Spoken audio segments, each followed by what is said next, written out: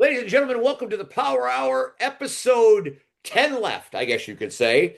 C-Red, of course, the urban sensation is here. And we were supposed to be visited by PL Myers, but all I have is a black screen. I don't know, maybe PL didn't get the memo or the numbers or something. What? What do you expect? I had Oh to my, find my office. It's been a while since I got to my office. There we go. Hi, everybody. welcome back from the land of the beyond, Mr. PL Myers, legendary manager, author, the proprietor of the Chicago Connection for a great many years, friend to the Road Warriors, friend to Bobby Heenan. The accolades go on and on. There he is, Bobby Heenan with that intro. PL, how the hell you been? I've been doing okay. I've been staying a little bit busy. It's kind of like you get out of the business because you've pretty much done everything, and you get to that certain point, and it comes down to it where you do other things that keep you busy because the business has changed, as you and C-Red definitely know, going back to when I started back in 2000. So 20 after 25 years, the business does change. So let's go through the Wayback Machine. Let's start there. 25 years in the business.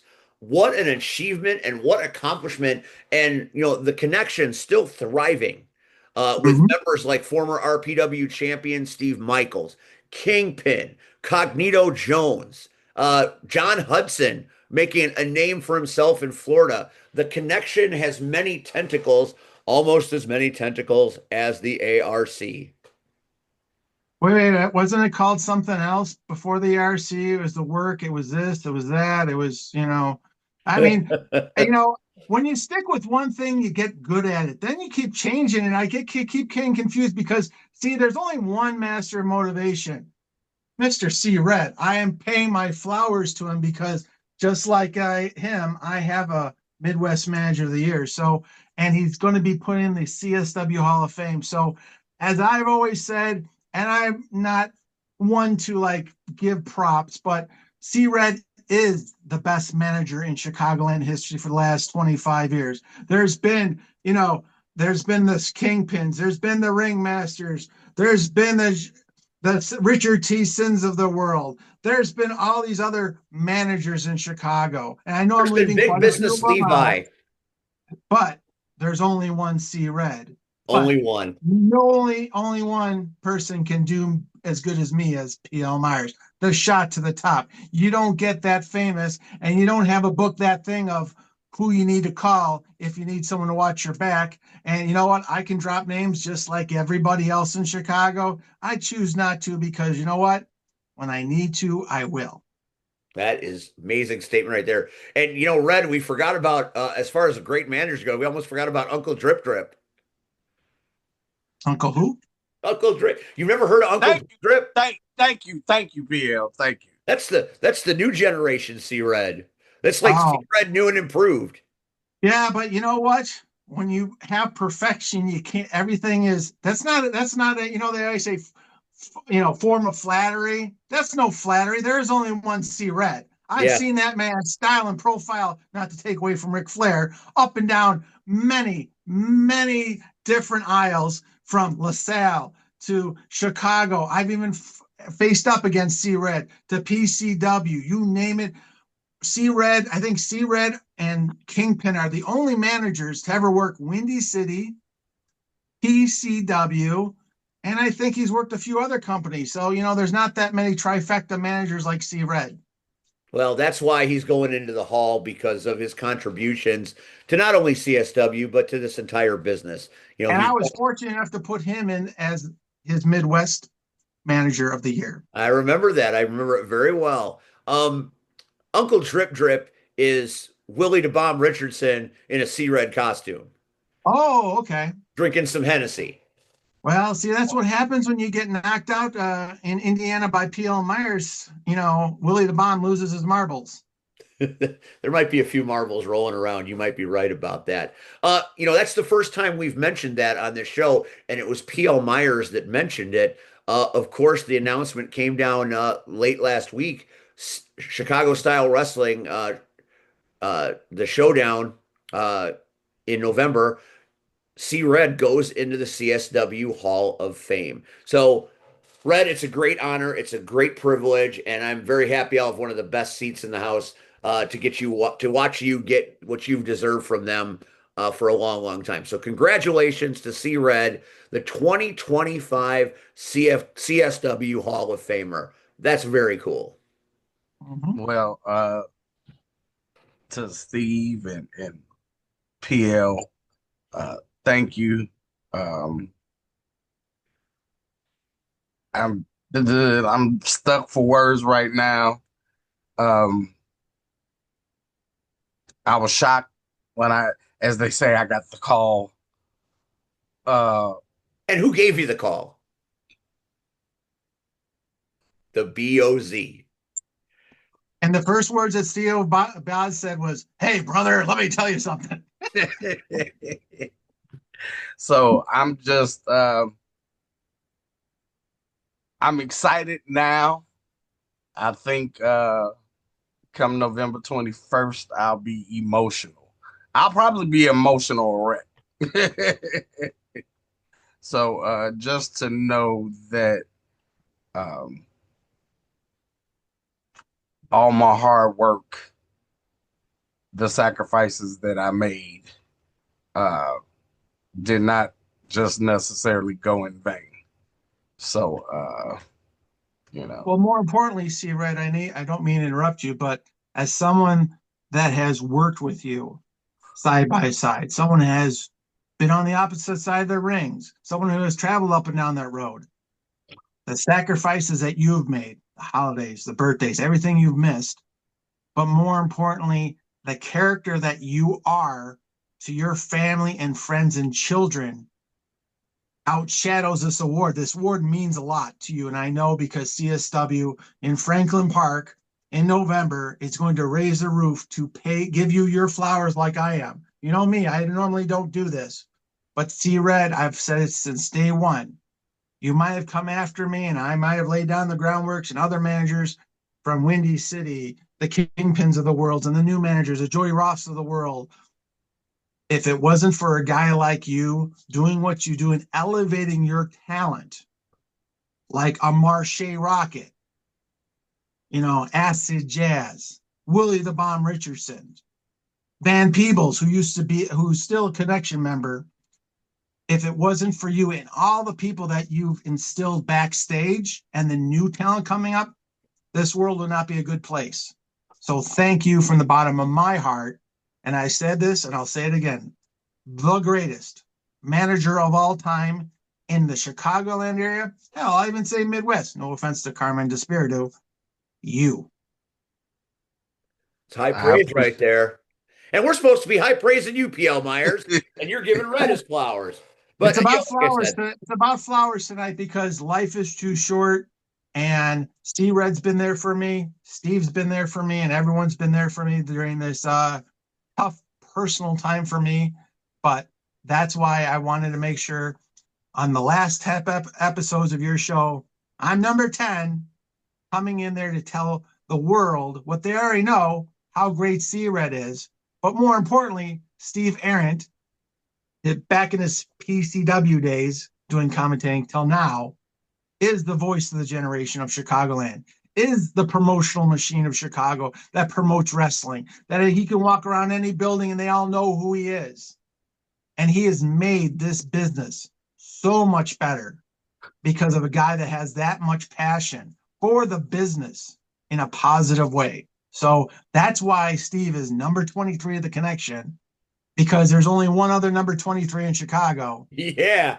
And his banner hangs up in the rafters. So thank you, Steve, and thank you, C Red. PL, that's very kind and we appreciate it. And since the day I got this sweatshirt and got to be a part of the connection, I knew I was part of something bigger. And I don't think we're done just yet. My question to you, before we get into the magnificent past, where you been? What you been doing? Well, like I said before, been going through a lot of just other things I've had to take care of. I've been putting the puzzle pieces together for certain things. As you know, Steve, just like you and C Red, I've had success of interviewing people on cable, Kind of like Wayne's World, real guests. You name who I've interviewed, the Ric Flairs, the Road Warriors, the Bobby Heenans, Jim Cornettes, John Cena, Triple H, you name it, even Vince McMahon and Lynn McMahon, you name it, they've been on my show. So we've been taking these interviews and getting them transferred to put onto YouTube channels. So we have Wrestling Resource already up there, but we're adding more interviews up there. I've also been working on some of our Hero TV interviews, which I started back in 1996. And now, because of my wife, and C-Red will like this one. See, people think they hate PL Myers. There's only one person that hates PL Myers more than anybody, and that's my wife. So I don't fear anybody. When you actually can ask my wife, you hate PL? Yes, I hate PL Myers. I fear no one, because if my wife hates me, you're not going to outdo my wife. So the thing is I've been putting the puzzle pieces together for the connection. I actually got on TikTok, or I call it TikTok. I've got on that. So I've been putting some of the Chicago Connection stuff together. I've been working behind the scenes we're doing is when we put out the Chicago Connection shirts, all the proceeds are going to St. Jude's. It's going to the Children's Hospital that Steve Michaels works with the Windy City Ghostbusters, which I help out at Christmas time. I donate Christmas toys. Awesome. And the fallen families of the Chicago police officers. So all proceeds in the upcoming 12 months will go to those charities. So PL's not making a dime. The Chicago Connection's not making a dime. Anything off of TikTok, anything off of YouTube, any donations, anywhere I go will go to those three charities, because it's about giving back to the business. Because yes, I get paid a lot of money to show up at people's shows. I've turned them down because it's not worth my time. It's not worth my effort, because the only thing I worry about is the protection of the Chicago Connection. We're a brand. We're a faction. The most dominant championship faction in the last 25 years. Every athlete's become a champion. So there's been other groups out there, whether they're in Illinois, Indiana, Wisconsin, Kentucky, they can't compete with what we've done. There's a lot of groups that have done a lot of success. C-Red's groups have done success. But when you go and see all the celebrities wear this outfit, it means something.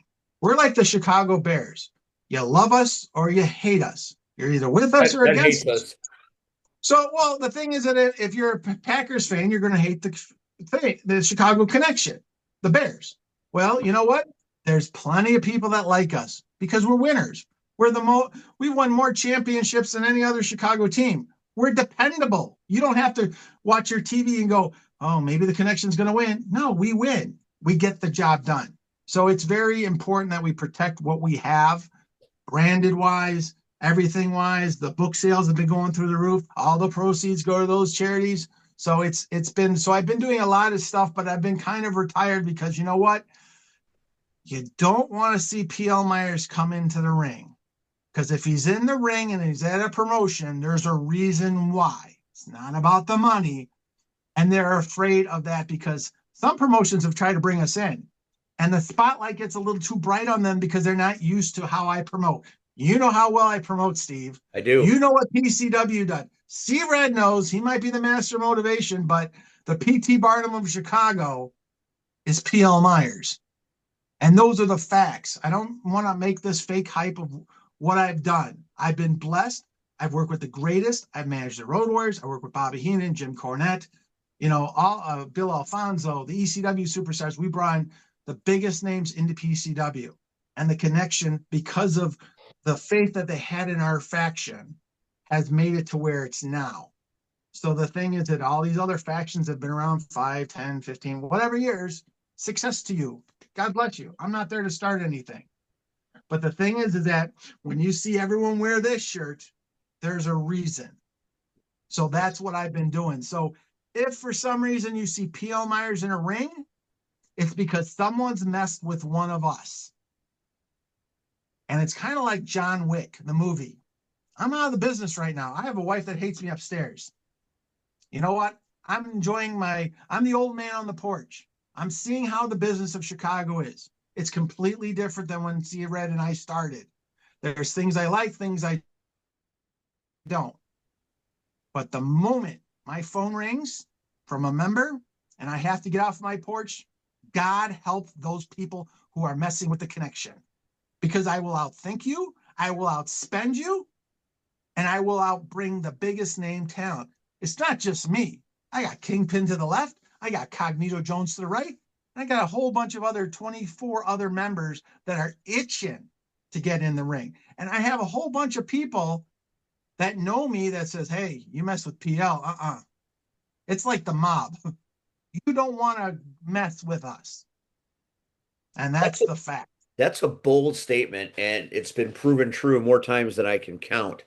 And I want to spin this to right now because we had a situation very recently at Rocket Pro Wrestling where a member of the connection who had retained the championship for longer than anybody else in the history of the program was the victim of a behind the scenes plan, shall we say.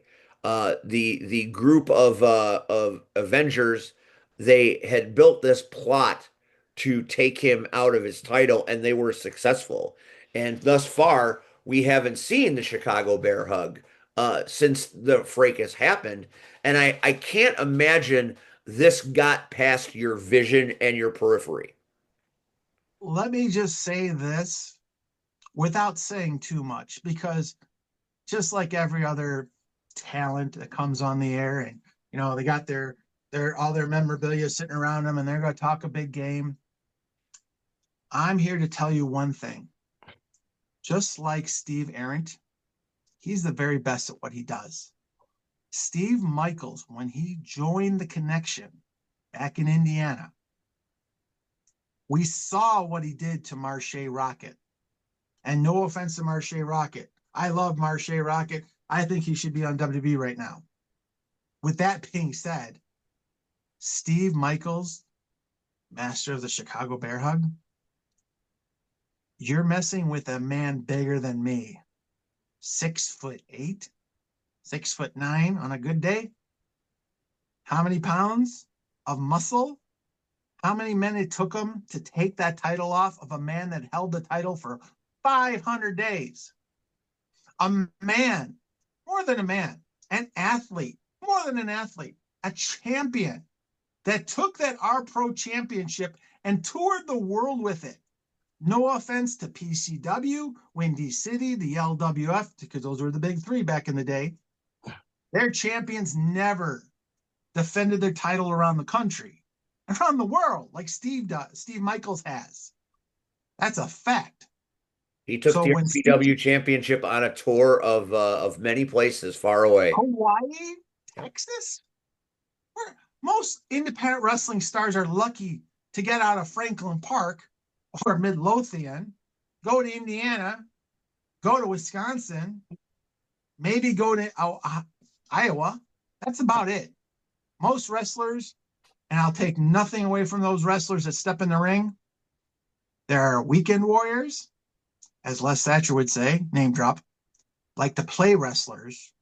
And then there are professional wrestlers that at tax time puts down, I am a professional wrestler.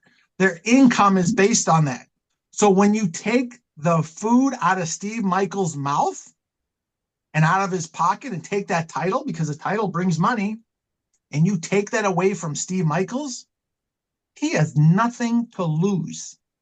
And along with P.L. Myers, I have no man to fear or woman, except for my wife. I have no faction in Chicago or the Midwest to fear. But Steve Michaels, I would be on my hands and knees at our pro locker room going, please, here you, Mr. McMichael, here's your title back. We're sorry. We made a mistake. Because the current champion, you might have gotten one over on him, but Steve Michaels has one coming over you to get his belt back. When our new Rocket Pro champion, Maximus Orion, was on this show, I said, you've rung a bell that you can't unring, and he's coming. Because when Steve Michaels was on this show, he said, this is not the man who was the champion for 500 plus days. This is a whole different animal. So my question to you, Mr. Myers, is this. Have you spoken to Steve Michaels? Well, what's interesting about when you lose anything in life, as you know, Steve, and C Red knows outside of this ring, because that belt was more important at the time to him than anything else, if you understand that. I do. Steve Michaels, that belt was his life. Now he has other things that are very important in his life. And I've spoken to him right when this happened. And I just told him, I said, you don't need it. If you need me to listen, I will. But just listen to me. The phone is right here if you need to talk. Because Steve Michaels doesn't need motivation to take on the R Pro champion, who will name nameless. Because the only reason why he'll become famous at all isn't because of some videos that have been on R Pro's website. It isn't because he looks like what he does or who he knows or who he's related to. But when that spotlight gets put on you by Steve Michaels, and if the Chicago connection is needed, you will be so sunburnt that the doctors won't be able to save you. Because Steve Michaels is the champion of R Pro, the uncrowned champion of R Pro. Because in a fair fight, he can't lose his title. PL is not wrong. Red, you were there that night. What do you say about what PL has just said?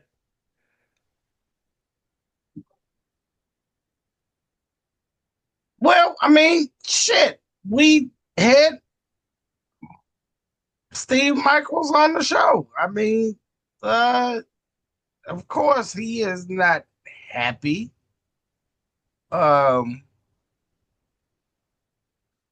I think he's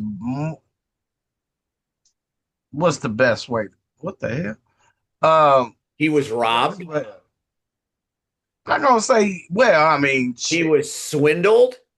He was Bamboozled? taken advantage of. But now here you go, spin doctor, stirring the pot. I'm not spinning anything.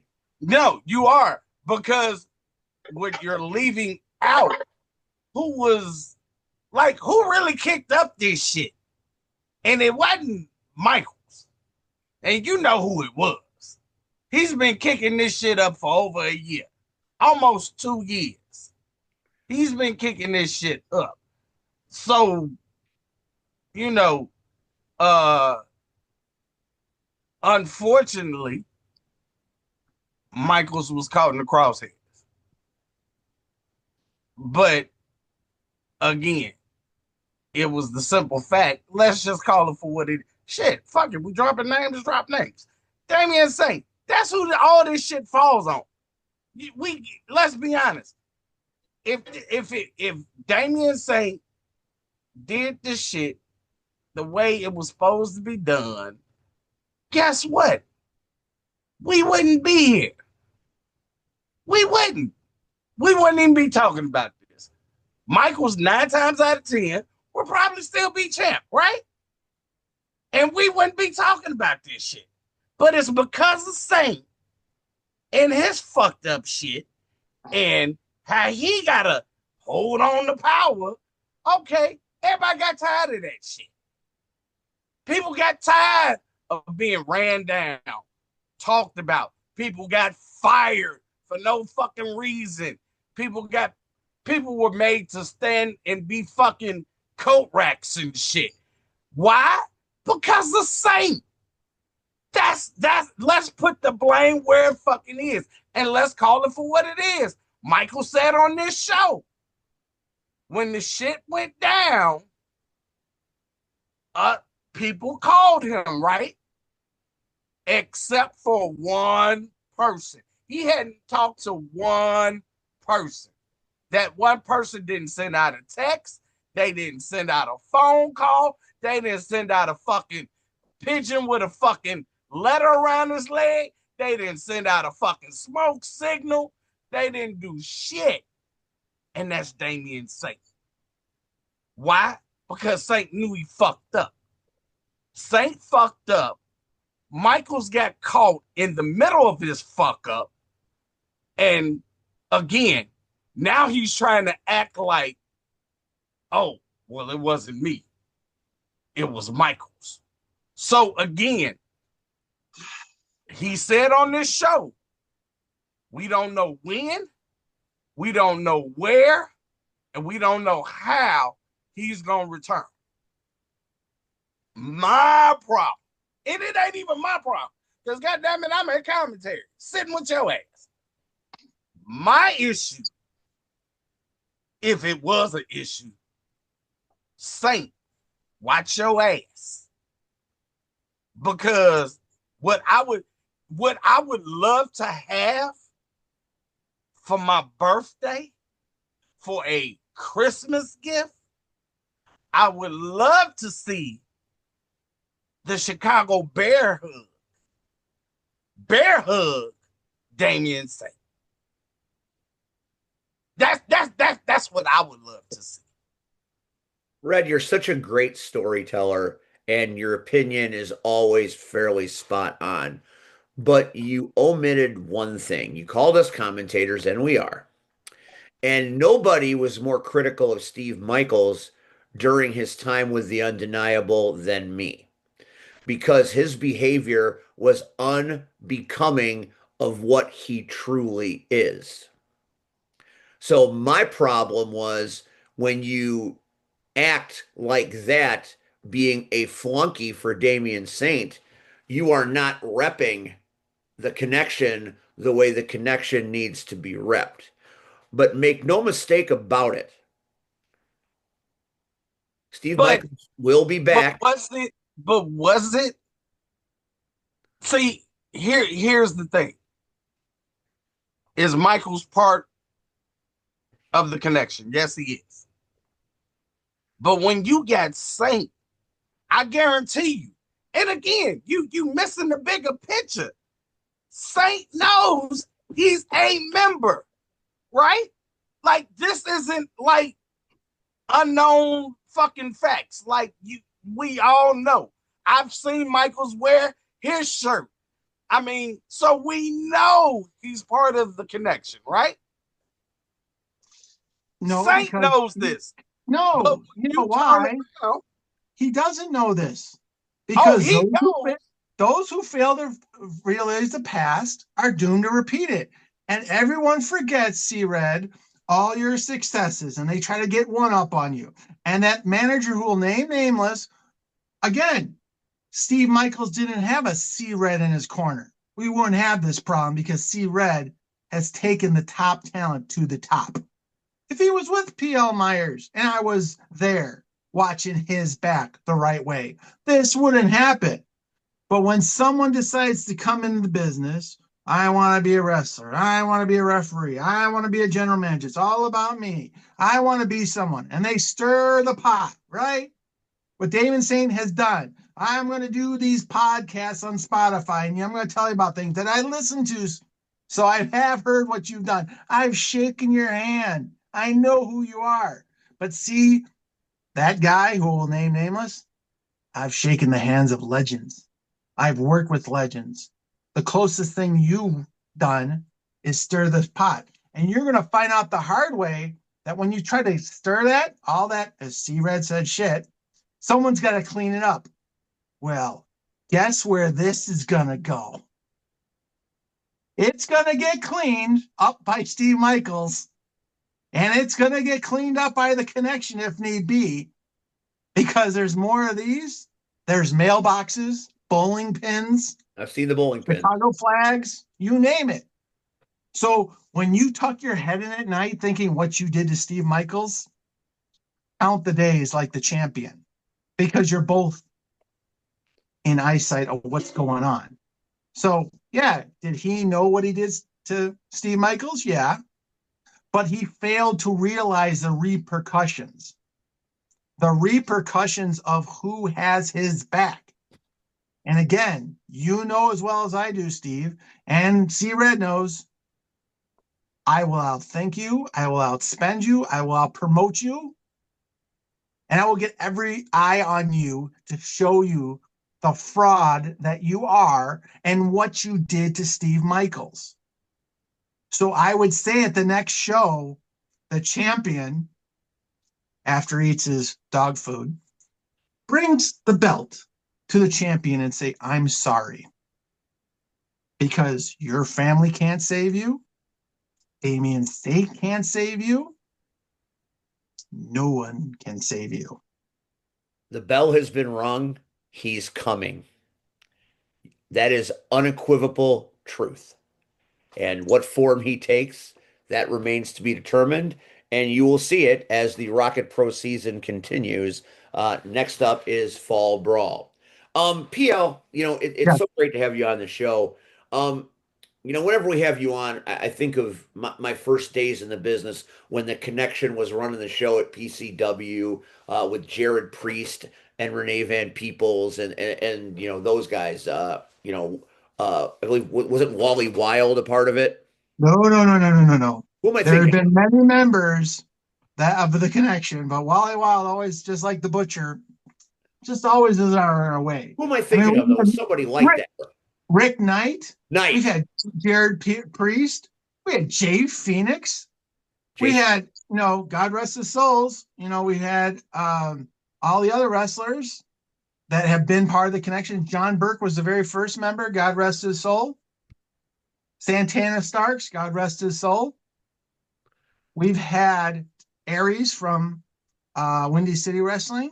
We've had over 25 people. We have John Robolinski, the greatest PR guy on the planet. We have Mike Gilmartin, our trainer, who's taking care of Michael Jordan. Fact. So the thing is that we have people that have done more things than just wrestle. We're a business.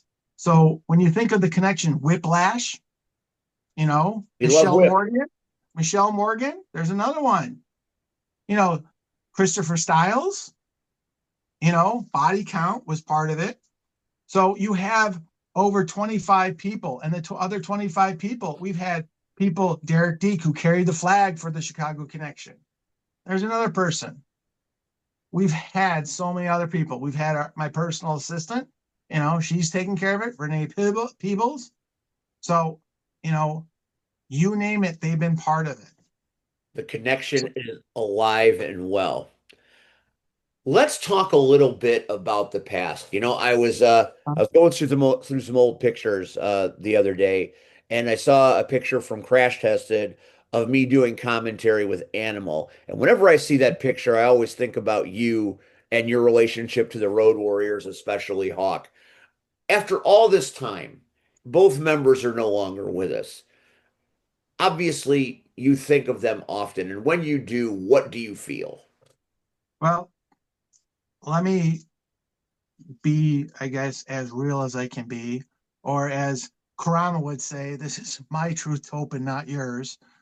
The thing is that growing up as Paul Myers, let's take away the facade of all the success that I've had. Paul Myers grew up watching the Road Warriors. The first person I watched was Hulk Hogan. He was like your first teddy bear. You went to the toy store, oh my God, it's Hulk Hogan. I had my iron-on shirt from Zare that had Hulk Hogan. My 13th birthday, my parents, my mom and dad, and my brother, we went to go see Hulk Hogan versus Nikolai Volkov. Got my first LJN figure. My grandparents, who had no money in their pockets, built me a 20 by 20 ring for them. And I carried that in the car all the way home. Their figure they gave me was Superfly Snuka, who cracked me on the head with coconut. Signed that figure up in Milwaukee for me. So then you go to Toys R Us and you see all the toys, and that was the NWA. You saw Ric Flair, who represented a champion, looked like a champion, conducted himself as a champion, the Four Horsemen. But then you saw the Road Warriors. Road Warriors, as Paul Ellering says, is more like a crash. It's like they just go out there and win. And then they won the Georgia titles. They won the AWA titles. They won the international titles. They won the six-man, the AWA, NWA, WWF, WEW, whatever you want to call it now. And their last championship together, all three was the PCW titles on their 20-year anniversary. So as a kid, never thinking I was going to manage them. But then I met Hawk in 96. I interviewed him on the beginning of our TV show. He goes to me and goes, how do you not like this guy? He knows everything. Because I went up to him and I rattle off all his accomplishments. Fast forward, I interview him again. I'm at Animal, WrestleMania 13. We did an interview, which that part of that interview was on Dark Side of the Ring. My interview with Hawk. I saw it. Yep, that's very on popular. Dark Side of the Ring. I interviewed him right after he got married. I interviewed the same interview was Hawk, Owen Hart, and a Jackal and Kevin Kelly backstage outside the Allstate Arena or the Rosemont Horizon. We became friends. And then when they got released by the WWF, my friend who I've known, my best friend for 25 years, Bob Morenin, who is coming up on 2 years as he passed of cancer, 58 years old, passed from New York. We always joked about being the East Midwest connection, and he helped do all the bookings. Hawk says, hey, call up Bob. Okay. Bring him into PCW. And October 20th, 2021, I managed the Road Warriors in Chicago at the Oaklawn Pavilion. 900 people. It was a three-way dance for the World Tag Team Champions, Wally Wild and Dave Storm and Rick Rocket and Styling Shane. So this was 2001? Yeah, 2001. And we were just starting with PCW. We just had Rebirth in Melrose Park, over 900 people with Sandman and Bill Alfonso, and Billy Corgan was sitting front row because we were all ECW fans. And I worked for Billy when he was in Chicago for same company that C Red worked for, Resistance. So after the match, they said, oh, we're going to, I hate to pull the curtain back, but everyone's now has the curtain pulled back thanks to Vince McMahon in 87 when he told the athletic commission that wrestling was not real, so he could save money. So Hawk basically said, all right, we're going to do the doomsday device on you. At 6'4", you're like, I'm on top of an animal? That's going to hurt. So I saw all the different versions. I'm like, all right, as you know, managers, I trained in the LWF. I wouldn't say, I went to their school for 6 months to learn how to bump the right way or fall. And Acid and Double M and all those guys really helped me out. Jay Jensen, the list goes on, Braun the Lumberjack. And I thought, all right, this is going to hurt. So then they came up with, well, we'll do is we'll body slam you and Hawk will come off the top. Well, if you don't push at the right time, Animal deadlifted me of 200 some pounds, and then Hawk came off the top and they carted me off because the XWF was starting in Florida and they were trying to get me out of the picture because I was going to go down with Hawk to do stuff with him. And then also the Super Fed in Chicago was going to start up too. So Animal picked me up. We get in the back. He goes, in my 20 some years, you're the heaviest piece of shit I had to pick up, which was a compliment. And I became, after that match, I'm sitting with Hawk in the hotel because he had a concussion the night before from a shoot fighter in a wrestling match in California. And we just sat and talked about family, his family, my family. And Hawk was always my hero. No offense to Animal, but Hawk was like the cool one, and Animal was business. And I was friends with Animal too. Animal always paid me the biggest compliment. Oh, PL's a Road Warrior mark. Well, we're all marks for someone. So then fast forward, we go to Elmhurst College, Dream Night 1. Tyler Black, very first independent show was Dream Night, along with Hugh Downs from ABC News. And Mr. Perfect showed up after he had the fight with Brock Lesnar. And the Road Warriors came on Nick Hetford's Harleys to face Tony Scarpone and Flyboy TK. And there was over 1,000 people there, and people went nuts. And Jimmy Blaze was the main event that night versus Sacrifice. And Dream Night 2 comes along. We bring in the Road Warriors for the 20-year anniversary. They were in a three-way dance, Machine and Botch with Ringmaster versus CIA from PCW, along with Jim Jesus. And I just sat in the balcony as a fan and watch them win the championships one last time. And Hawk passed away. Coming up this Sunday would be 22 years. Wow. It's a He long died time. of an enlarged heart. I got the call from my best friend Bob Morenin, told me what happened. I called a few people that knew what happened. I went down in November for his funeral because he was cremated. And I spoke at the funeral. I was the only really Paul Ellering had to leave the next day. So I spoke right after Ted DiBiase and Nikita Koloff. And then I think Terry Taylor was after me. So I interviewed and I just talked as a fan. And anybody was there. Vince McMahon, Bobby Heenan. I didn't even know Bobby Heenan was there. He said, "You're the guy that spoke about Hawk." And I talked about him as a person. Yes, did Hawk do things? Yes. Animal did things? Yes. Not to maybe the extent of Hawk. Animal was a good guy. It was business. He has a loving wife, who a grieving widow now, Kim, who I sent a picture of the lithograph we did. Ellering's the only one now alive. I saw it 3 years ago in North Carolina when they got the plaque at the Gathering in North Carolina. So when I think of Hawk, I think of my hero who never let me down. King of Cool. I remember driving down to the XWF, playing Kid Rock's Bow to the Bow on the dashboard, 2 hours down to Tampa, from Tampa to Orlando for the tapings. So he's missed every day by everybody. Animals missed every day by everyone, but they're the greatest of all time. And this time of year is a hard time for me because Hawks passed, animals passed. My friend Bob Moran coming up on his anniversary of pass. So life's too short. We don't have an expiration date, as C Red always says. Hug your family while you can. So the Road Warriors, are they the greatest tag team of all time? I don't know. That's my opinion, yeah. But it was a different era of how they won. I mean, the Dudley Boys, one of the great tag teams of all time. They even said the Road Warriors are the greatest tag team. Hell, the Dudley Boys were making fun of the Road Warriors at the Odeum because they knew they were the greatest of all time. So you can't take away their success and what they did. Are there better technical wrestlers like the Rock and Roll Express, the Midnight Express, the Bulldogs, the Steiners, you name it? But it all comes down to your opinion, my opinion, and we can debate all day. But they were very helpful to PCW, and that's part of our successes.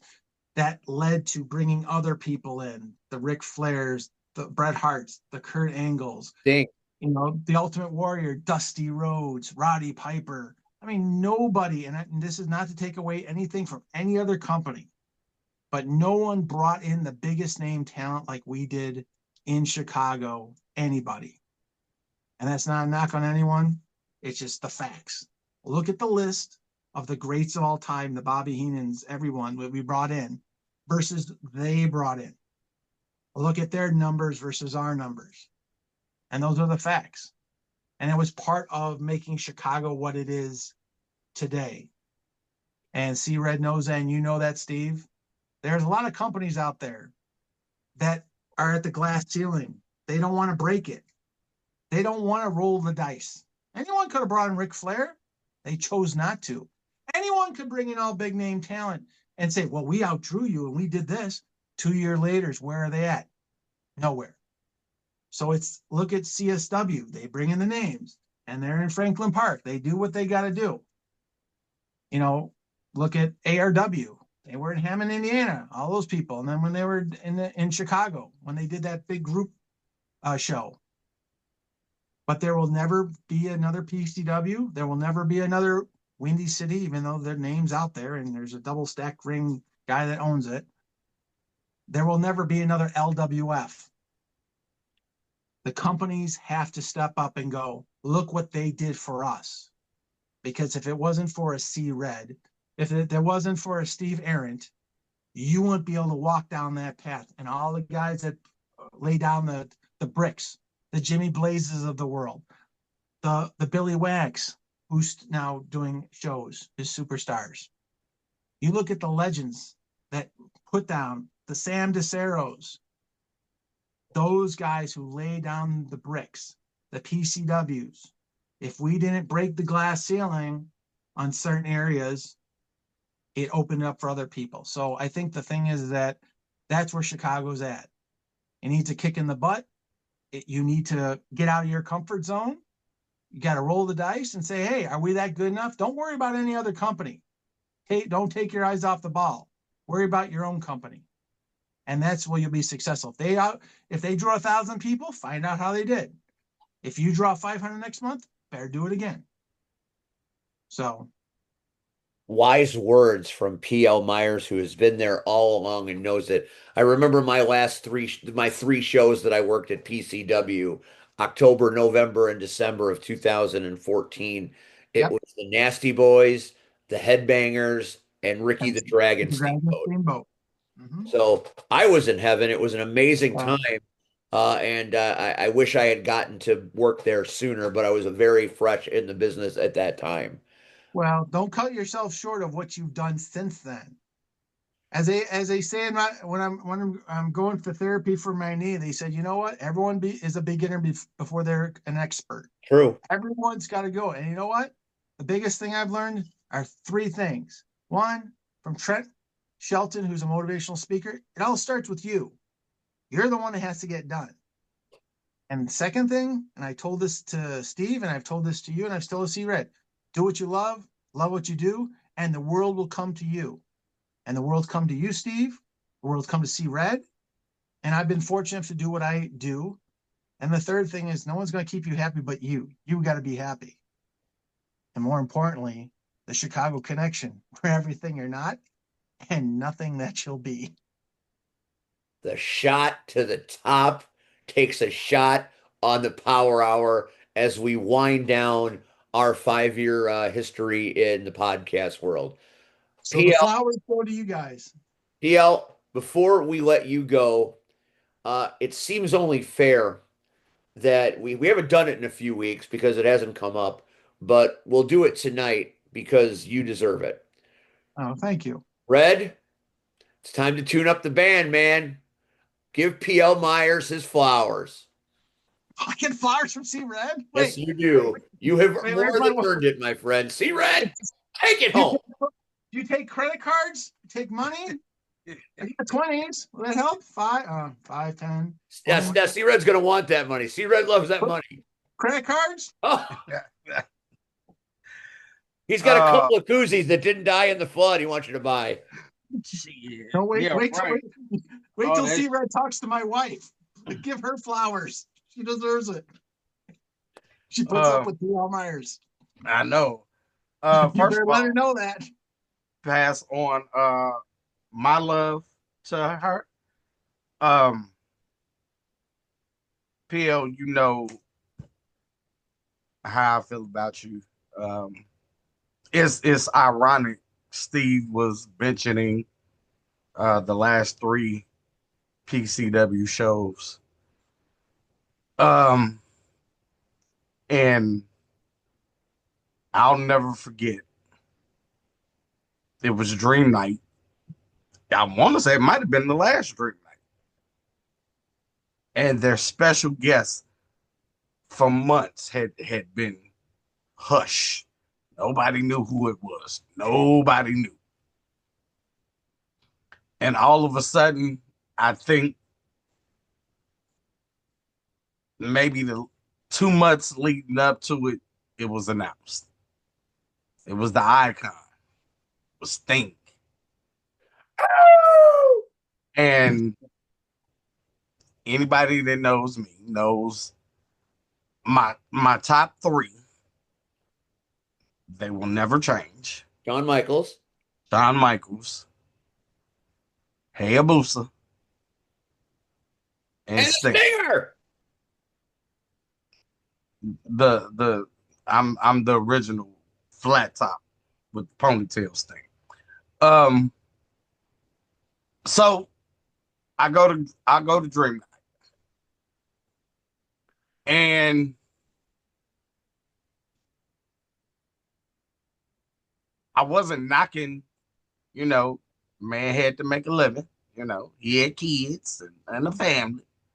you know, and I was like, whoo, that's kind of steep. I don't think I can afford that and not be able to drive home because I ain't got no gas. And I'm joking, but PL came up to me after everything had pretty much settled down before the main event. And he said, "Hey, Red, want to meet Sting?" And I was stuck. I was stuck. And I'm like, sure. So he takes me back, and Sting is taking pictures with this family, and they walk out. And PL comes up, and Sting don't know me from a bottle of fucking paint, right? And PL comes up and Sting, I just want you to meet. He is the greatest manager in Chicago. Mind you, I'm not dressed like C Red. I'm just hey, I'm just shy at this point. It's like, oh, okay. And he goes down all my accolades. And I know in the back of his head, Sting was like, who the fuck is this dude? But it was the fact that PL put me over to Sting. And for whether he meant it or not, and I would love to believe he did, Sting just said, well, it's an honor to meet you. And he shook my hand, took a picture with me and mine, and I was just like, I ain't give a fuck what happened. Like it could have been the damn building could have caught on fire and I could have died. Thank God it didn't. I mean, I'm just saying. Like for me, it was the only other thing which I still haven't done is meet Shawn Michaels. Like that was it for me. So, and I'm saying all of that to say this, that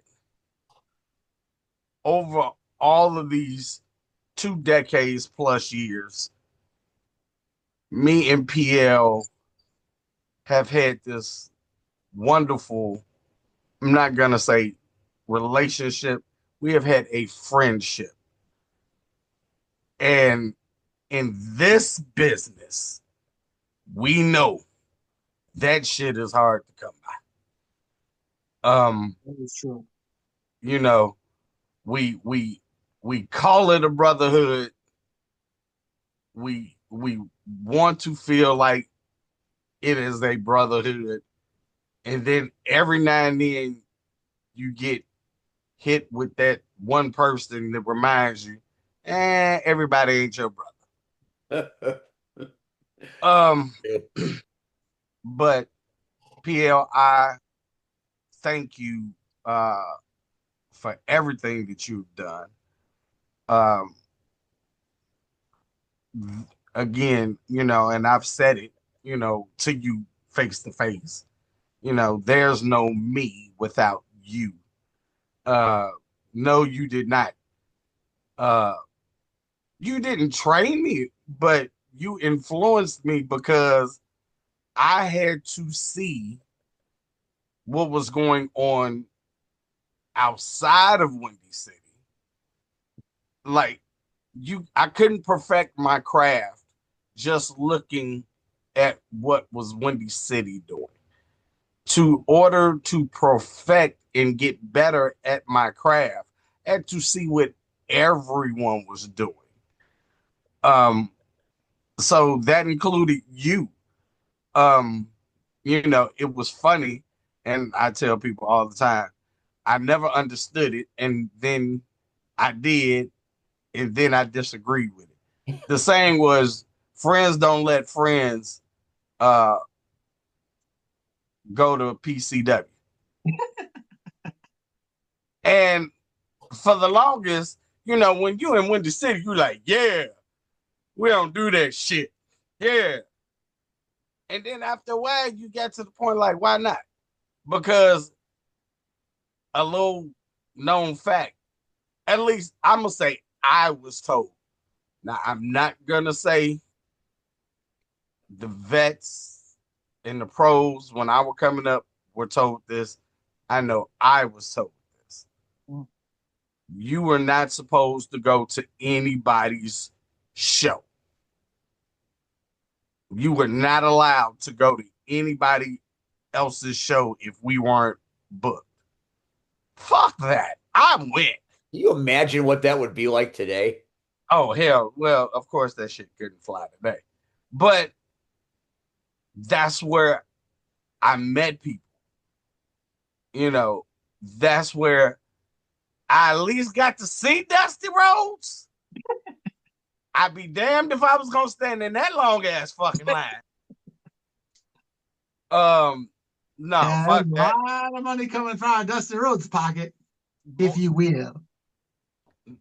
To walk in and see a fucking line like that, and the show is going on, and it's like half of the motherfuckers is in line. And then the show is over. And the line looks like it has not moved. I said, you know what? I saw Dusty. I laid my eyes on Dusty. I'm good tonight. Again, PL, you are the essential and quintessential manager. I thank you for everything you did. The funny part was you were talking about your YouTube and loading everything. And I was like, damn, I remember when PL interviewed me. Oh, yeah, Don Dreamwave. I was like, wait till that blackmail comes out on the public. Oh, the stories he said. You couldn't believe what he said about this person. And he said, F Shawn Michaels, he never signed my autograph. I wish that was true, but it wasn't true. Again, you have just been a mainstay here in Chicago. The Chicago Connection has been a mainstay here in Chicago. I appreciate and I acknowledge, more importantly, I acknowledge your contributions to what you have brought to Chicago, to the Chicago independent scene, also to the Chicago media scene, because a lot of people don't, think about it. You were one of the first, I think. Matter of fact, I'm gonna just say it. I don't know anybody outside of you and Nick H that went and got interviews. Yeah. Nobody got interviews, so you two guys were the guys that if I wanted to hear what the now legends were saying about Chicago and the Chicago independent scene, I had to watch you two guys. Yeah. And hear, and you guys asked great questions. You guys were always professional. And I appreciated that. And I was like, oh, shit. Well, I wanted to do that. No, I didn't. Because I'd be a nervous fucking bag of shit. So, but you guys, you did a lot that I think a lot of people, either they don't know or they've forgotten, and that's a shame because you guys, especially you've done so much. I mean, shit, fuck that. Who else can say they got a book? I can't say that. I can't say I have a book. Don't forget the 12-inch action figure custom made. Those weren't those painted on WWE figures redesigned by other That's people. real shit right there. That is. I don't have a 12. I got a 6-inch figure. It's still Usually genetics is the other way around when it comes to black and white, isn't it? I still have the bubble wrap. You know, Steve broke his head off. Uh, Break shit. That's not true. So, thank you, PL, or fuck it. I'm just gonna say it, Paul, for being my friend, for being my brother. Uh, Thank you, your wife, Lori. You guys have always uh, been there uh, through the good, but especially through the bad, and helped me through some uh, very rough times in life. Uh, you two were two key elements uh, 10 years ago when my father passed.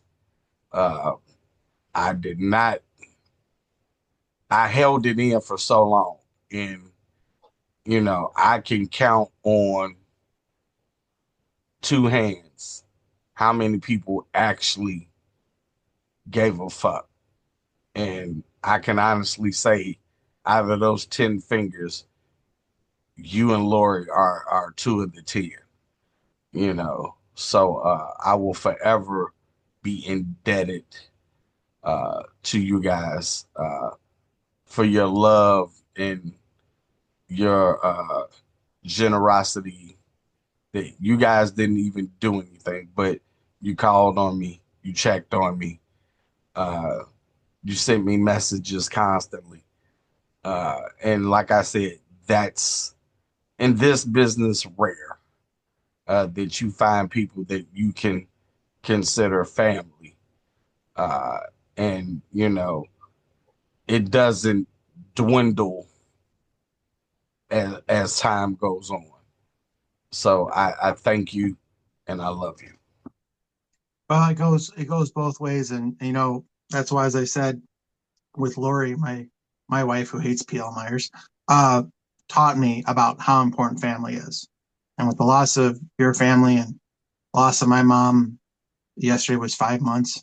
My dad a few years ago, her mom coming up on 10 years, her dad 4 years. It's tough. And when you pull away the curtain of this business, and I know everyone's going through stuff, Steve, um, everyone has issues, everyone has family things, but when you can step outside the ring and actually go, who do I really count on? Who can I really call? Because they all said, oh, we're all brothers. How many friends you have in wrestling. It's not knocking any individuals, but we all have lives. It's like, you grow up, the guys who are single stay with the single guys, and guys who have girlfriends stay with the other families. And then when they get married, they stay with their kids and stuff. And it completely changes. But in wrestling, when we spend time away from our families, we build bonds. We have things that we learn from, like me and C Red in the locker rooms, and me and Steve. But when you have heartache and you have things that come up that it's more important than wrestling, you truly find out those people that really do care. The Sean C Reds of the world, Sean, Steve, Steve Michaels, Kingpin, Jimmy Blaze, Wally Wild, Rick Knight, Rocket, guys that from PCW I still talk to, guys outside of PCW. I mean, when my mom died, I even got a message from Jay Repsol from Dreamwave. He didn't have to do that. He's busy. Or other people in the industry, Mike Johnson. And I'm not here to name drop, but you never expect certain calls. And then they say, hey, if you need anything outside of this wrestling, you pick up a phone. And that's the most important thing. Because as I said, we all know wrestling is 3 hours of mindless entertainment. But we do it because we all love this thing. It's in our blood. It's addicting. Can't get out of it. Some of us will never be outside our character. They have to be that character. No offense. I'll throw a name out. Sean C. Red or Sean Ryan will agree. Sonny Rogers. There is no whatever his real name is. There's only Sonny Rogers. And then there's other people we'll name nameless that we all know that live the gimmick because their real life, their home life sucks, their job sucks. But for those 15 minutes walking down that ring, there's somebody. They get the applause, they get that attention, and they chase it. Sean's and I've been chasing it for 25 years because for 15 minutes, we're somebody. For 15 minutes, we're living what our heroes were. The Road Warriors, Bobby Heenan, Jim Cornette, Bill Alfonso, the list goes on. Superfly Snuka. A million years, I'm going to get cracked in the head, dressed up as Roddy Piper out of my pocket with bagpipes. Kingpin's there. We do the whole shtick. I get clocked. In a million years, me managing the Road Warriors. Jimmy Hart, Sonny, Paul Ellering, P.L. Myers. Only managed Road Warriors. Who'd have thought in a million years? So we live our childhood dreams. You meeting Sting, you working with all the legends. Steve being able to call these matches with all the legends and these top wrestlers. We're living out our dream. That's why we give back to the sport so much, because we're the little kids. And those fans mean so much. And I know this has been a long interview, but to make it to show you how important we are as talent is that we were Midlothian. And P.L. Myers, he sees this heavy-set African-American kid sitting front row, a thin African-American kid sitting next to him. His parents were behind him, and here comes the Caucasian girl, ring girl, Erin, walking around the ring, and they all start laughing. I go, "What are you laughing at, Snoop Dogg?" And the parents thought of the thin kid, "Oh, that was pretty funny." I go back to the locker room in Midlothian. They see the backstage area, and these kids are all swearing at me. Oh, and this little girl looks like the little Wendy's girl with little barrettes in her hair. She says, I go, "Hey, you're upset. You need a hug, little girl." Oh, she even gets even more upset.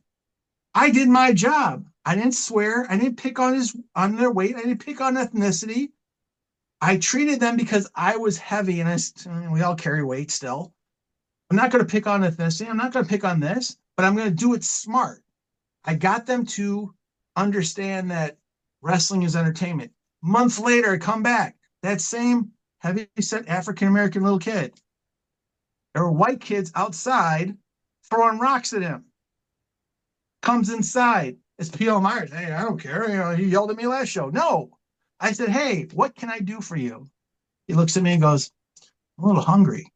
"Hey, can I buy you a piece of pizza?" "Sure."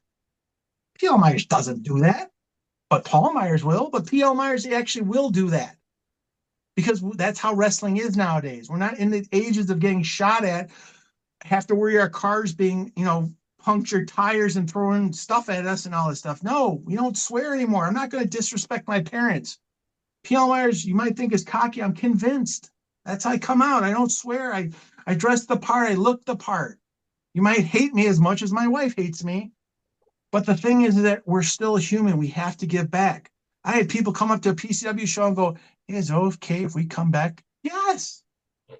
Wrestling is an escape for these people. Our fans, we were them once. C. Red is one step away from Bobby the Brain Heenan. Jim Cornette, that's what C. Red is.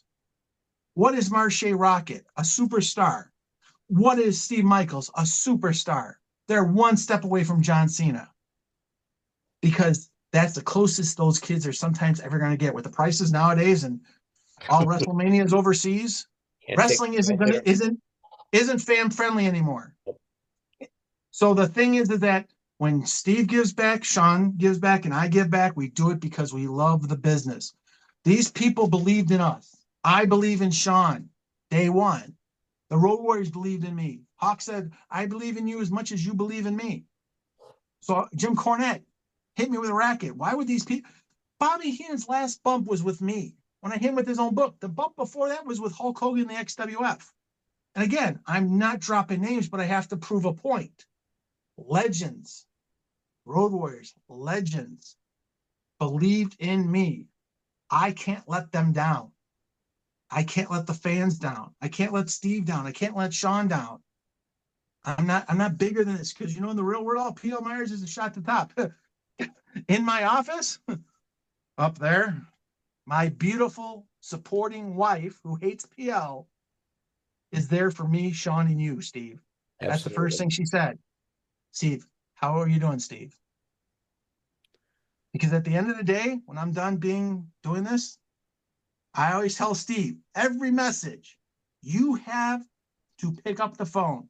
Sean, you want to meet Shawn Michaels? Call me. I've got an idea. He's That's gonna call you. seriously, He's gonna Sean, call you before the show's over. he will. But the point is, good, bad, or indifferent, we might get along and disagree. And people might hate me. Hey, look, I've been fired. I've been yelled at. I've been everything, misinterpretations, everything in the world. You can think about P.L. Myers or Paul Myers. Hey, this goofy guy. Yeah, you know what? I'm the little 13-year-old kid that's starstruck with this business. I wrote a book, tribute to my hero, because he was done wrong. I felt how they talked about him, about his demons. But the thing is that end of the day is pro wrestling in Chicago is more important to everybody because they need an outlet. And these wrestlers have to step up. The talent has to step up. The promotion has to step up and go, look, WWE, the only source, has outpriced the fans, is sending WrestleMania overseas.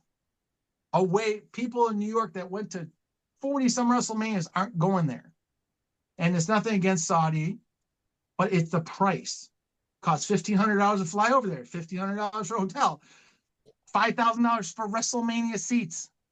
So the independents need to step up and give back to the fans. Because at the end of the day, how much money are you really making? Are you doing it for the money or are you doing it for the right reasons? And yes, you do it for both. We all know with Windy City, it's a business. And God bless Sam DeCero. He ran it like a business. I learned from him. PCW went from PWI to PCW because we changed the name because the perception was some people in that locker room, Vince McMahon could come up to me and say, hey, great company. Is that guy still with you? No. That's why PCW was a business, why we did Dream Night. Dream Night was for everyone to walk out that tunnel as somebody. So we brought in those superstars, and all those big superstars walked in our ring, stepped in our ring. We could have brought, no offense, Sean, we had a chance to bring in Shawn Michaels. We didn't because he had to do it separate from the show. It had to be a separate event. That's why we didn't bring them, because we wanted them to step in our ring, and they stayed. We had the Ultimate Warrior, 1,500 people. Only 100 people got his autograph. 1,500 people stayed for the whole show in Oak Lawn. You know, Steve, how it was. They all stood. We made sure it was accessible for the fans to watch the show and get the autograph. We kept the prices reasonable. But everyone wants to make money. Everyone wants it at the end of the day. And the talent wants to be bigger than that they are. You know what? Here's a reality check. The facts are we're all a bunch of nobodies. Everyone, including me. End of the day, when I step out of here, I go upstairs. PL is nowhere in the house. But Paul, that's probably good because you'll die if he is. Oh yeah. That's why I'm down here. I got a landline in the house just for the cops to protect PL Myers. That's a good call right there. So the thing is that I am honored to be on this show. I am blessed. Hope I didn't take up too much of your time, C Red or Sean and Steve, but I had to make it a point because we don't have time to tell the fans how much we appreciate them, how much I appreciate everything that they do, and all the talent, whether you're the rookie or the 50-yard vet sitting in the corner smoking, going, yeah, back in my day, I wrestled, what's his name? I don't know, Jesus. You know, it's the You can wrestle Jesus now. Jesus is the thing out there. Yes, there was a Jesus. I forgot back in Resistance. You can wrestle Jesus if you really want to. Yeah, you could. Or I don't know, Michael Myers. Yeah, there you go. Red just saw him. Red just challenged him. Yeah. So I just had to come on because everyone watches your show. Whether they want to admit it or not, you are our guilty pleasure. We turn in every Tuesday to every big name person. Anybody watches this show. And that's why I don't talk bad about people like in my book. That's why I don't shoot on anyone, because why? It's not about me and he said, she said, or she said, he said. It's about paying the flowers back, giving people advice of what to do. I could tell every single company in Chicago how to make their company better, which I have. Or I can just sit here on my porch as the old man and go, yeah, these guys are horrible. These guys, I'm not going to help out. Until that phone call rings, I'm sitting on my porch. But the thing is that everybody needs the wake up call in Chicago, that we all have to work together. Don't hold these grudges. Don't hate this guy. Don't hate her. And oh my God, because we're all a bunch of nobodies. And I don't care who you are in Chicago. But the thing is that we are somebody to somebody when they need us the most, the fans, because we were them. And how would we want those people to treat us? And I don't want ever anyone to go home away going, wow, I really don't never want to go back to watch pro wrestling. As much as it's hokey in the ring or it's not as good as it used to be, and people can debate that. I'm not the armchair quarterback, any company. But we got to give back to the fans. We got to make our ticket prices reasonable. You want to fill up the building? You want to do this? Prove it. Don't worry about any other company. Be the best you can be. And remember all those people that believe in you, your parents, your teachers, your coaches. That's what I carry. So when I step on that ring, anytime I ever do again, it's not about the money. There's not enough money to get me off my rocking chair. But if there's a reason, there's a cause. As Steve knows, the last thing I'll say, the Chicago Connection, respect, individual pride and tradition, respect for the sport, the fans, the business, individual pride to be the very best, and the tradition of everybody. And I mean from the worst wrestler to the best wrestler, the best referee, worst referee, the best person working cameras to the worst one. They paved a road for us to be on, brick by brick, blood by blood. Sacrifice more than we'll ever sacrifice. We do this as a guilty pleasure. The wrestlers that came before us did it to feed their families and lost their families. So wake up, understand that wrestling, give back to the sport that made you believe in the sport. Strong I'll get off my words. soapbox. From the shot to the top. PL Myers, as always, you are outstanding. One of the greatest things in my life is that I get to wear this badge, and I wear it with pride and honor everywhere I go. You are a class act. We have appreciated you being on through the years, and we're very happy you got to be one of our 10 final guests. We picked very hard and very wisely the 10 people would take us home. You were one of those people, and we always appreciate it. I'm honored to have that. So the bar has been raised. Let's pay our flowers to the fans, to Steve and C-Red, and say thank you for what you do. To the fans, thank you what you do.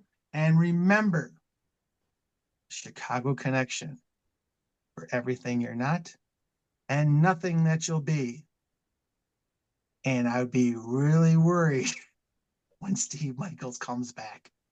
He's coming. With or without us, he's back, come back for his belt, his championship.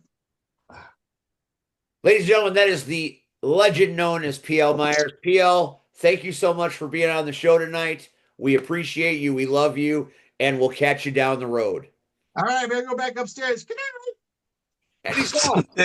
Like a thief in the night who can't get enough.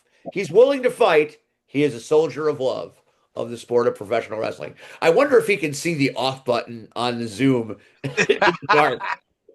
You got to log off, PL. We can't talk about you behind your back if you're in the front. And well, Red, what did we learn? We learned that Steve Michaels will come back at some point, and maybe he's not coming alone. So stay tuned to Rocket Pro Wrestling near you. Shit is about to change. Before we go, and we got started late tonight because of the work, and we got a late start, and PL went long, but I don't care at this point. I want to hear from all the people that have worked with us over the years. We've got some really great guests coming up as we go. It's just great, and he said nice things about you. He said nice things about me, and what more can we ask for, right? That's true. And we talked about you, CSW Hall of Fame. So let's quickly go over what happened at Dark Ritual. So I'm going to give you some highlights, and then we'll shift to ARW Pro that you and I were at this past Saturday at the Hampton Civic Center. So we talked about Cypher and Adam Stallion and their hair versus mask match. All I'm going to Right? say is that bastard Adam Stallion took shears to that poor monster and cut off so much hair it was unfucking comfortable to watch. Wow. So Adam Stallion still has the mask and has a bushel full of Cypher's hair. Now, Cypher came to after all of the shit, and Cypher knows what happened. So to me, Adam Stallion is a dead man. When that monster lost his hair, he lost his mind. And Adam Stallion might end up paying the ultimate price in death. Okay. Remember how we were talking about Missa Kate last time, and how she got put down by an unknown assailant and got taken out of a show, and then Yeah. later we saw Shane Boucher, the Cajun kid, being paid off by Boss, so we thought he had become the Cajun hitman. Well, maybe Missa watches this show because she hooked up with him in a match and beat the brakes off the Cajun kid. I would never want to fight Missa Kate. A, she's insane. Crazy as a bag of cats. I have said it on here for years. But do not question what she can do in a fucking ring. She is amazing at what she does. And so is Shane Boucher for that matter. So that match lit a fire under everybody that night and shit got crazy. So, that was a thing. Eddie and Jack did not turn on each other, but they did get the win over the hype. And that's going to Okay. matter heading into the Second City Showdown 5 coming up in November. Details to be released soon. And you heard it here first. We broke the story first, and we'll talk about it a little bit now. We both picked her. At the end of the last women's standing match, Lily La Pescadita, who was a guest on our show. And we don't get a lot of CSW folks on this show, so getting Lily was a privilege. Lily La Pescadita defeats the Phoenix Princess to become the brand new CSW Women's Champion, cutting the historic reign of Amina Belmont short. What a match it was, Red. What a match it was. And from what I was told, it was the main event. It was the main event. It should have been the main event right along, and I think everybody knew that. I'm glad that the powers that be made the decision because I don't know where anybody would have gone after that, to be honest with you. They were a tough act to follow. Marseille Boz, Rafi and Lycan. Didn't end well for Rafi and Lycan. They kind of got into it. So I'm wondering what's going to happen with that. And there were some miscommunications. And I thought the Young Bucks were going to just take apart the old guard, but the old guard had a few tricks up their sleeve. So the made men still made heading into your special CS. Now, don't you pull the shit of joining the made men. I didn't want to hear that. Would I do that? You would absolutely do it for a nickel. All Boz has to do is toss you a nickel. I take that nickel. I can see it. Well, if I'm broke. That's fair. TNA's Maggie Lee hooked up with AEW superstar Lena Cross. Now, this is my first experience watching Lena Cross. I've worked with Maggie and called Maggie's matches a great many times. Dude, if you don't know who Lena Cross is, Google it, YouTube it, whatever you got to do. My God, is she a beast? What a match it was. And Maggie wins the match, of course, but Maggie is rarefied air at CSW. But I had never seen a Lena Cross match, and I was floored by her talent level. She beat Maggie like very few people have ever beat Maggie. And Maggie's a tall drink of water. And Lena Cross is taller than Maggie. She's like a giant. Wow. But after the show was over, a lovely, wonderful human being. So I would like to see Lena Cross come back to CSW at some point. Now, one of the matches that kind of snuck up on the main event to be just an absolutely outstanding match to watch was the team of Blair Onyx and PCO taking on Warhorse and Shazza McKenzie. When they getting out the hospital? We have had a great many great guests at CSW. Luchasaurus, Aaron Stevens, uh, the Samoan Werewolf, just Well, to name a few. Dreamer. Why can't I think of his name? The greatest indie wrestler of all time that is now at NXT, Matt Cardona.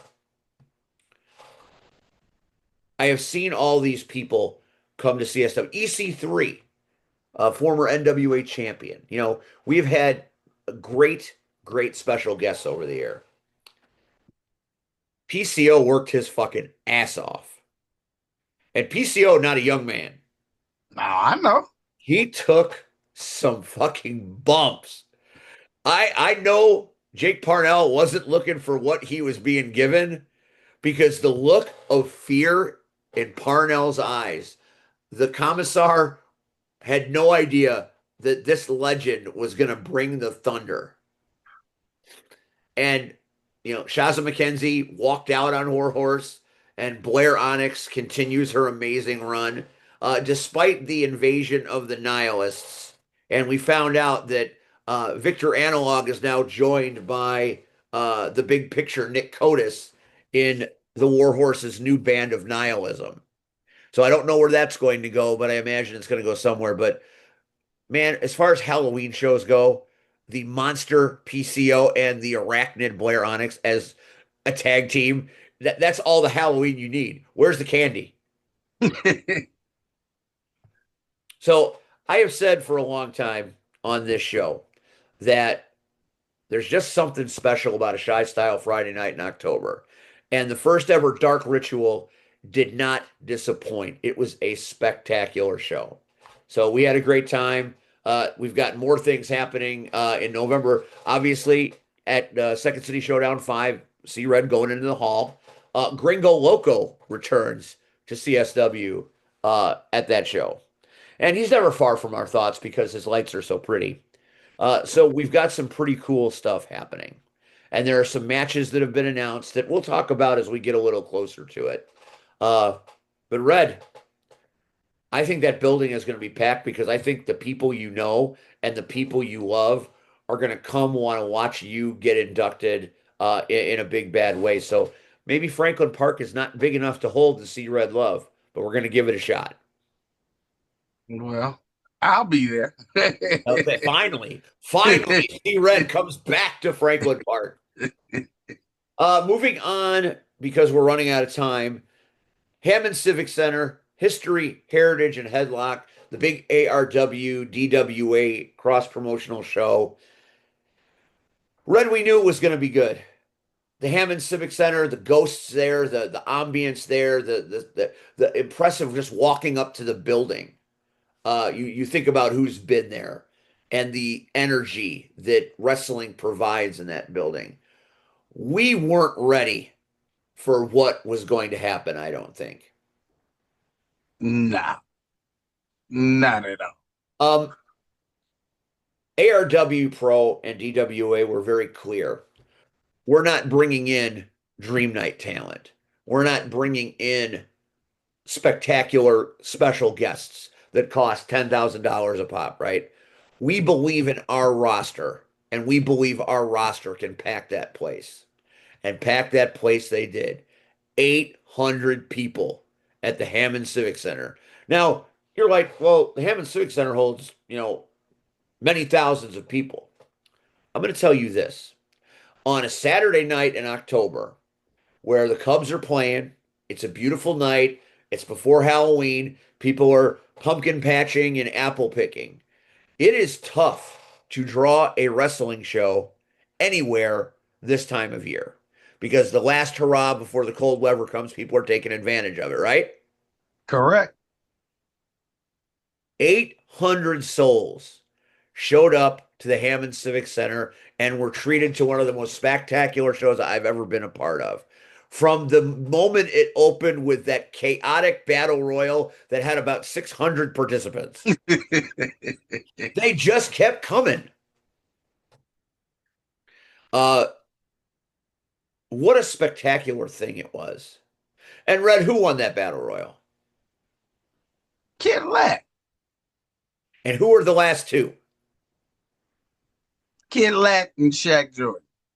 And did we? But we have to give props to our commentator partner in crime, Josh. Like he lasted. I had no idea Josh could do that kind of shit in the ring. When he hit that 780 splash, where he must have done, I mean, would that be a 780? Like 420, probably 420. I think he went around the world 3 times before he splashed. How that man who weighs 80 pounds wet went in that ring, went through all that talent, and there were people from everywhere in that battle royal. I agree. To be one of the final four and to have to step in the ring be in the ring with the likes of Kid Ladd and Shaq Jordan. An amazing moment. I was pulling for him because he's my partner, but we had a good time calling that match, and that was our opening match. And we were both kind of tired after that one because it was chaos. We were like, do we get intermission now? And it just kept getting bigger. The largest name, I guess you could call it, and I don't want to call him a name because, I remember at one point he was a name in NWA and was Billy Corgan's favorite wrestler until he wasn't Billy Corgan's favorite wrestler. And he's made a home at places like AAW, and he does all kinds of things.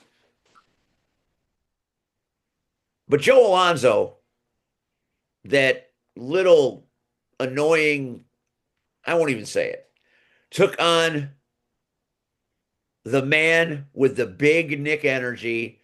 Nobody outshines Nick Diamond. That was a hell of a match, Red. I still believe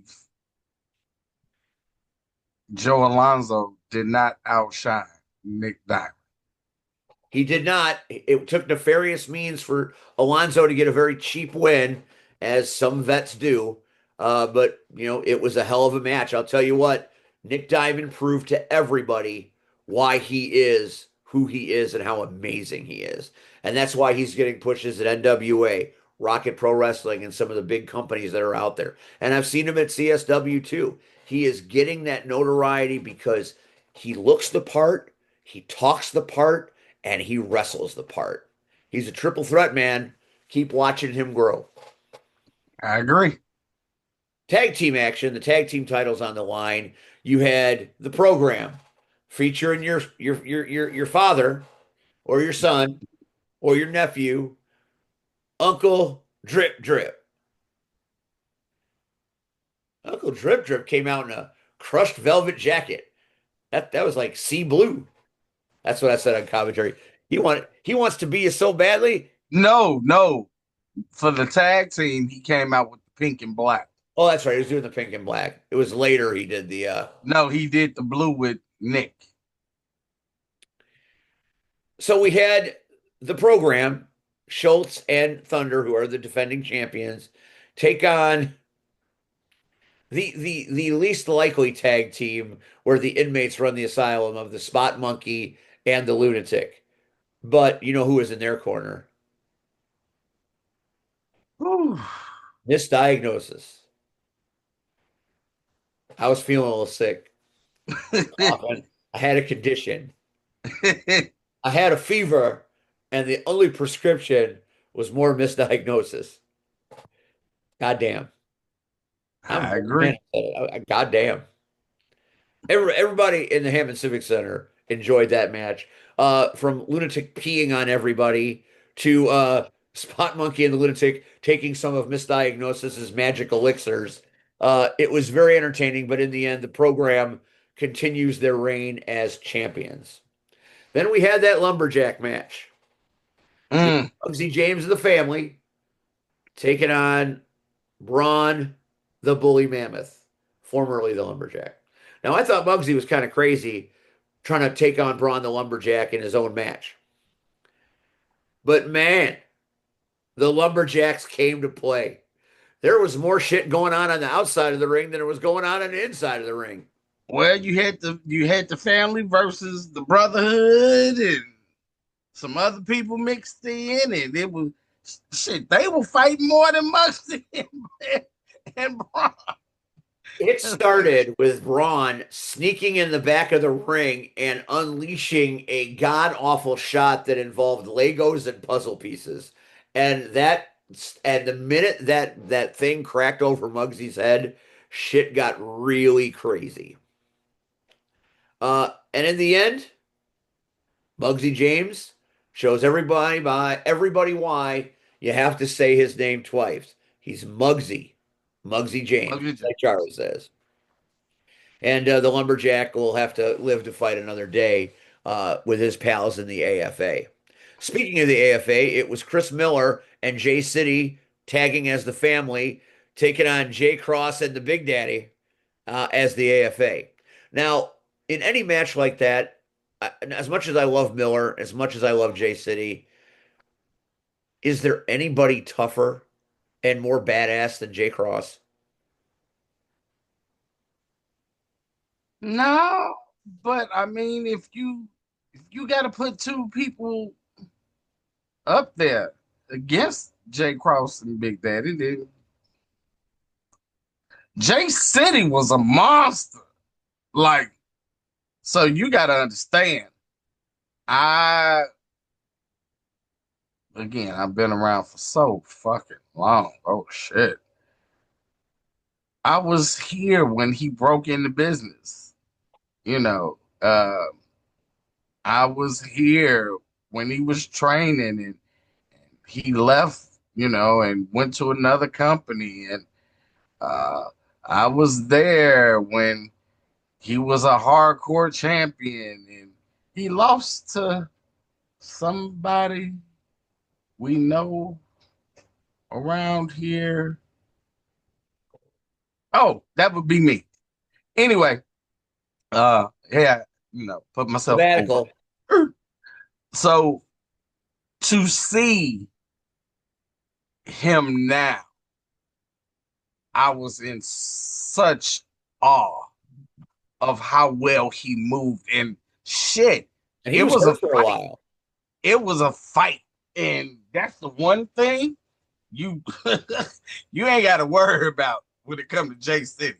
He gonna fight, and Miller, that's all Miller want to do is fight. That's all he wants to do. So I was really hoping that they would pull out the win, but they didn't. But I mean, they Yeah, have nothing. you gotta get up pretty early in the morning to beat Jay Cross, the bruiser. Yeah, I get it, but I mean, they have nothing to. There's no reason why they should have their head down. No doubt. They held their own. It was So a great match, a great night. One of my favorite matches of the evening was the six-pack challenge to become number one contender for Greg Glover's ARW Pro title. And you had wrestlers competing in this ring from all sides of the spectrum, from all places in the Chicago Midwest wrestling universe. You had ARW Pros Phenom, Brendan Balling. You had the one of the meanest, toughest SOBs in the business right now, uh, Drew Bronson, who will cut your throat just to look at you. You had two legitimate super wrestlers featuring Stephen Flo and Danger Mask, with Billy motherfucking Whack as guest ring announcer. as guest ring announcer. And then, of course, we had Joe Traina, or one of your trainers, the B to the O to the Z, Steve Boz, and then Donovan Marcellus, who is a up and coming young talent. Well, he's here now. He's not up and coming anymore. He's really good, and he must be because he found a way to get the win. He's And an arrogant fucking prick. oh my God, he came on commentary and talked shit about the champion, and the match hadn't even started yet. But that's neither here nor there. When Stephen Flo hit, being introduced by Billy Whack, I felt like I was at the Concord Music Hall. That was amazing. Uh, there was just something about the match. The Boz was in good form. Boz has been wrestling his ass off lately. NWA, ARW, Pro CSW. It's the second coming of the Boz father, right? He is that guy. So the match went on, and one of the video moments has gone viral on the internet. That fly on the outside that Brendan Balling did, pinning Marcellus on that steel ring post. That shit Yeah. viewed by a lot of motherfucking people. That is some viral shit, and that will help pack the next show. What did you say it was? That they snuck one in on me, right? On November the 8th. Yep, on the venue. We can't go to this. I know. Damn it. We're just gonna have to wait for Black and Blue Wednesday. In the end, Donovan Marcellus is your number one contender for that particular title that was defended later on in the evening. We had the Josh Moon, James Creed, Indiana State Championship match. The whole thing, the match was great. I mean, two of the best young wrestlers on the planet right now. But I'll always go back to when James Creed face planted Joja. Oh, that was And that was an asshole sent, move. it sent Judas Chavez and Josh, and it upset everybody. So I don't think Moon, although Creed won the title, I don't think Moon and Creed, their rivalry is done by a long shot. Well, that's because um there was a match. And there was a match for control of ARW. Yes, there was. And that match ensued with Dave Allen and uh you know who. Right. Pull up your notes. No, I'm not pulling up my notes. I'm letting Oh, you go on this match. I mean, it was a match for control of the company. Dave Allen hired his puppet back after he had been banned. So that's fine. and we're still trying to figure out what Carl was doing. I heard Carl died. But I just don't think God told him yet. versus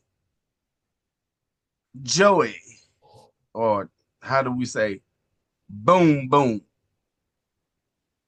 I like the way boom boom sound. The father and the son united to pull ARW Pro out of the darkness and the smell of aqua velva and failure. That is Dave Allen. Yeah, but but then Creed thought he was going to unleash, I guess, some more bullshit with serpentine or turpentine or Sempiternal. whatever the fuck they calling themselves.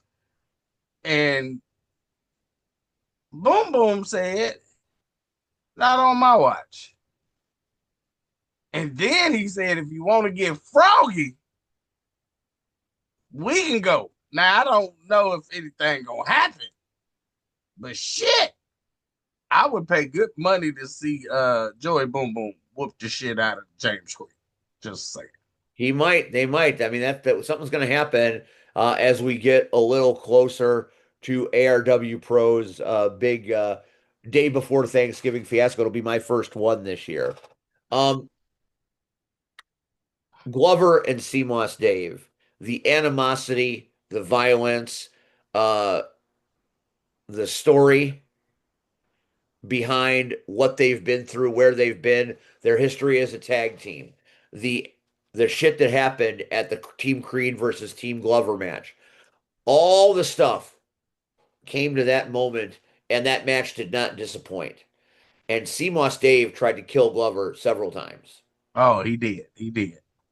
In the end, the champion retained his title, but I'm not sure if he will be healthy enough going into Black and Blue Wednesday, where the final thing we saw was the stare down between Glover and Marcellus. So that's your main event at Black and Blue Wednesday. It is Greg Glover putting his championship on the line yet again against Donovan Marcellus, who is looking to take out the legend and make a name for himself. All in all, the night was filled with magic. The night was filled with history. Certainly heritage and headlocks as well. That was all real. I got a chance to do commentary with Billy Wack. And that means more to me than just about anything because, when I started in this business, I always wanted to be Jim Ross until I heard Billy Wack. And I wanted to be Billy Wack. And to get a chance to do one match, and you got to do a couple of matches with him because I was only too happy to give up my seat to Billy Wack. That's how much I respect that man. So he did 2 matches. I did some matches. You did most of the matches. Josh did most of the matches. But I got to do the least important card match on the card, which was Sempiternal versus the Cole Twins. Not that it was a bad match. It's not. Great talent in that ring. But I hate Sempiternal. And one of the Cole Twins suffered a bad injury immediately. So shit got all fucked up. But I got to do this. I got to do the match with Billy Wack. I know. Oh, I will take that off of YouTube and I will refer to that when I'm sitting with PL Myers on that rocking chair in the yard. So, I remember that. God damn it. Overall, that weekend was one of the most satisfying weekends I've had in this business in a minute. And I love everywhere I work. Working at Rocket Pro is a privilege. Working with Ben up at Frontline Pro is an honor, and I've done more up there than I ever thought. Interviewing Kurt Angle and The Godfather, for Christ's sake. In my wildest dreams, that was never on my bingo card. So I owe Frontline Pro the moon. And then now working at ARW Pro. I have a handful of companies that put their product in my hands and let me talk about it. And it's never lost on me because it's a privilege. When you see CSW on IWTV, you hear me. When you see Frontline Pro on YouTube, you hear me. Same thing with Rocket Pro Wrestling.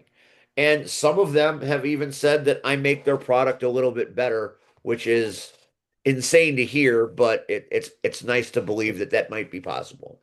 But boy, those 2 shows back to back. Sunday, I was tired as a motherfucker, and I had to take my nephew miniature golfing.